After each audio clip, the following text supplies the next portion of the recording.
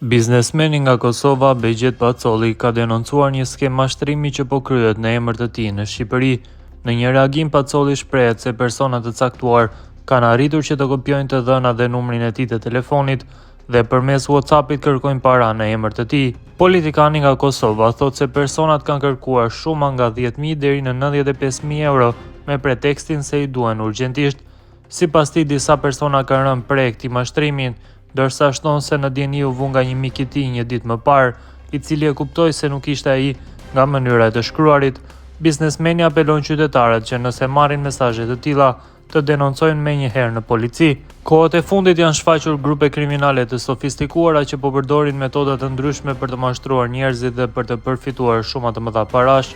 Fatkeqësisht një rast i tillë ka ndodhur edhe me identitetin tim në Shqipëri. Një person i panjohur ka përdorur fotografinë time dhe përmes teknologjisë digjitale ka imituar edhe numrin tim të telefonit. Ka kontaktuar disa nga miqtë e mi përmes WhatsApp-it, duke kërkuar para me justifikimin se më duheshin urgjentisht në Tiranë dhe se do t'i ktheja ditën tjetër. Mesazhet ishin të tipit: tani urgjentisht më nevojitem para në Tiranë, po e dërgoj dikë ti marr dhe nesër vije u kthej. Këto kërkesa kanë qenë për shuma të mëdha, nga 10 deri në 95.000 euro.